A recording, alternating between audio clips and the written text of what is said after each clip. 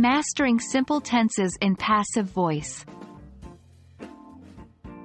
Hello, language enthusiasts. Today, we are going to embark on an exciting journey to master the use of simple tenses in the passive voice.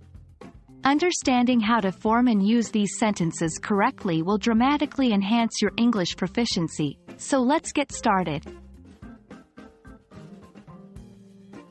Before we dive into simple tenses, let's quickly recap what passive voice is all about. In a passive sentence, the subject is acted upon by the verb. Essentially, what was the object in an active sentence becomes the subject in a passive sentence. The primary focus shifts from the doer of the action to the receiver of the action. Consider the following active sentence. John ate the apple.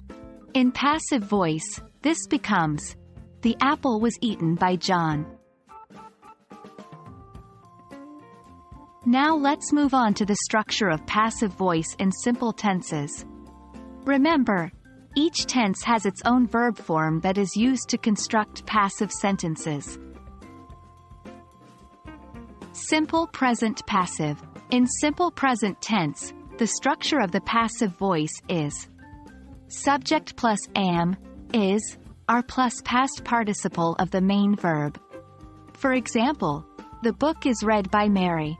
Simple past passive. In simple past tense, the structure is subject plus was, were plus past participle of the main verb. For example, the cake was eaten by John. Simple future passive. In simple future tense, the structure is subject plus will be plus past participle of the main verb. For example, the project will be completed by next week.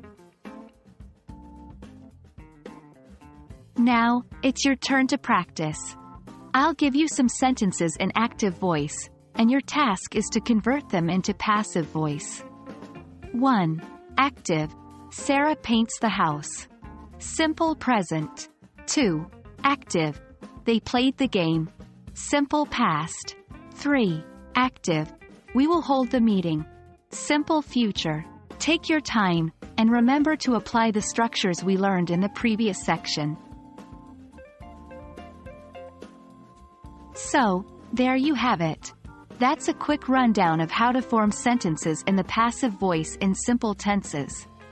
Keep practicing and you'll be a master of English passive voice in no time. As always, thank you for joining us today, and remember, the journey of language learning is a marathon, not a sprint. Keep going and you'll reach your goals. Until next time, happy studying.